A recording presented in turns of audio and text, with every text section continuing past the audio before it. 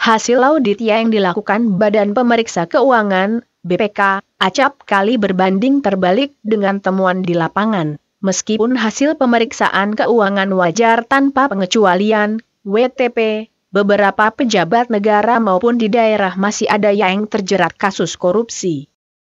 Dalam rangka sosialisasi Badan Pengelolaan Keuangan Negara dan Kesejahteraan Rakyat di Batam, 31 Oktober 2014, Ketua BPK Pusat, Dr. Haji Heri Azhar Aziz, MA mengatakan bahwa tujuan didirikan BPK adalah untuk memeriksa seluruh pengelolaan keuangan negara, agar bersifat ekonomis, efisien dan bersifat efektif, sesuai dengan Undang-Undang BPK. Untuk memeriksa seluruh pengelolaan keuangan negara, agar apa?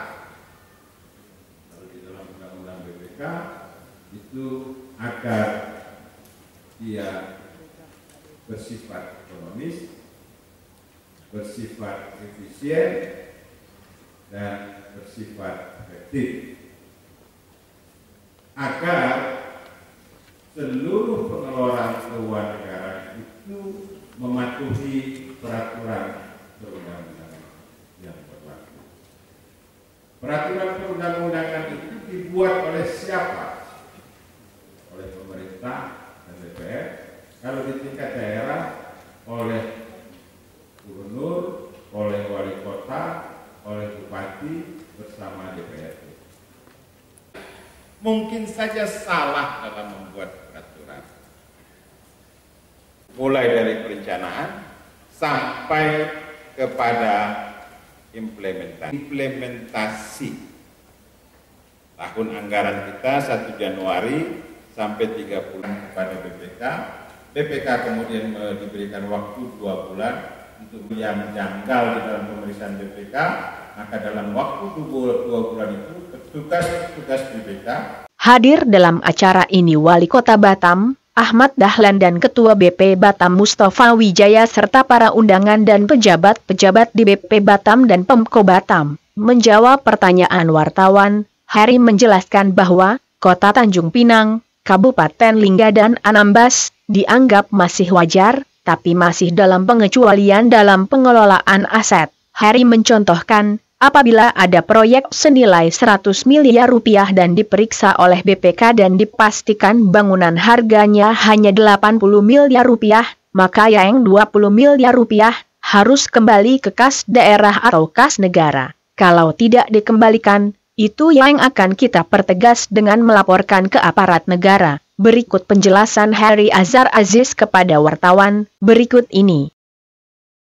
Berarti masih tetap kita berikan posisi wajar tanpa pengecualian. Untuk tiga entitas yang lain yaitu Kota Tanjung Pinang, Kabupaten Lingga dan Anambas masih wajar juga kita anggap, tapi dengan pengecualian. Dan umumnya pengecualian itu adalah di bidang pengelolaan aset. Ya. Untuk penanganan itu kan? Kalau pengecualian itu termasuk yang WTP pun ada juga rekomendasi untuk beberapa yang di bawah 3% tadi. Tapi untuk WDP yang dengan wajar dengan pengecualian itu, maka kita berikan rekomendasi, nanti tinggal pemerintah daerahnya itu mengikuti rekomendasi kita atau tidak. Ada perbaikan tidak di tahun yang akan datang. Kalau tidak diikuti maka jelas tidak akan ada perbaikan. Berarti tahun depan akan WDP lagi. Ada kemungkinan juga barangkali kalau pengelolaannya bertambah jelek, dia bisa turun kepada disclaimer atau BPK tidak memberikan pendapat, atau yang lebih jelek adalah kita menyampaikan opini tidak wajar. Nah, kalau tidak wajar, maka itu berarti ada potensi pejabat-pejabat di pemerintahan daerah itu bisa diteruskan ke KPK, ke Kejaksaan dari kepolisian. Kemudian dengan sistem apa Pak peningkatan tindakan BPK ke depan untuk mengontrol kinerja masa keuangan yang dari pemerintah? Kita akan memperjelas, tentu kita akan petugas kita di lapangan itu menyampaikan kepada mereka satker di pemerintahan daerah itu apa-apa yang mesti tidak boleh, apa-apa yang boleh dan sebagainya itu akan dijelaskan dalam proses kan pemerintah pusat maupun daerah itu kan mempersiapkan laporan keuangannya itu 3 bulan setelah tahun fiskal berakhir. Tahun fiskal itu tadi kan saya sebut 1 Januari sampai 31 Desember. Nah, dari 1 Januari sampai Maret itu masih kewenangan pemerintah daerah menyusun laporan.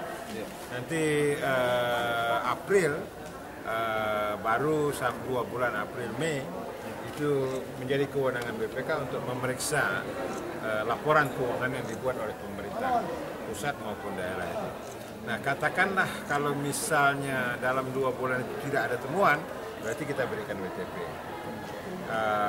Ada 3 sebenarnya yang kategori yang apa? Yang pertama di dalam opini itu wajar, yang kedua itu menyangkut sistem pengendalian internal, yang ketiga menyangkut tentang kepatuhan. Tadi yang saya sebut misalnya, kalau seorang kepala dinas mendapat, tadi proyeknya saya sebutkan 100 miliar ya. Nah, kemudian ada pengusaha yang mendekati untuk membuat proyek itu, dikasih 5 miliar kepada seorang kepala dinas, maka lalu dibuatlah bangunan yang dalam anggarannya diperkirakan 100 miliar, tapi kenyataannya 80 miliar gitu kan. Nah, kalau BPK menyatakan setelah diperiksa bahwa oh ini realnya itu 80 miliar, berarti ada 20 miliar. Nah, 20 miliar itu nanti siapa penanggung jawab di situ harus mempertanggungjawabkan. Nah, itu di masa 60 hari itu BPK sampaikan kepada si pejabat itu, tolong kembalikan 20 miliar. Kalau dia tidak bisa kembalikan, maka kemungkinan bisa diteruskan ke aparat. Pak, Kepri ini kan rawan dengan penyalahgunaan anggaran, Pak. Nah, biasanya audit-audit di Amerika itu atau di Australia itu hanya sampai pada posisi, dan audit dari akuntan publik itu hanya pada posisi wajar, tidak kepatuhannya. Kepatuhannya itu biasanya agak karena memang agak berat di situ pemeriksaannya. Nah, kepatuhan itu bisa terlihat nanti dari menurunnya perilaku korupsi. Nah, kalau misalnya katakanlah pemberian hadiah dan sebagainya itu dari dana luar tadi, saya ambil kasus yang 100 miliar proyek tadi kan, nah itu diperiksa oleh BPK.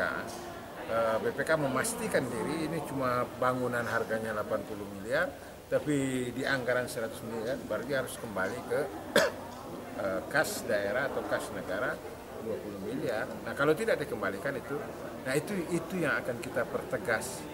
Dan tentu ini beberapa daerah yang saya perhatikan, misalnya saya mendapat laporan dari seluruh pemerintah daerah itu yang mendapat opini WTP kurang lebih sekitar baru 30%. Jauh sekali.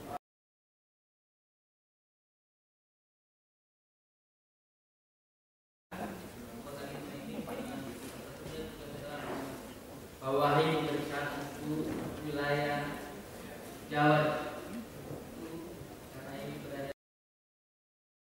Nikolaus Amun Mama, Hasan Langodai, Batam.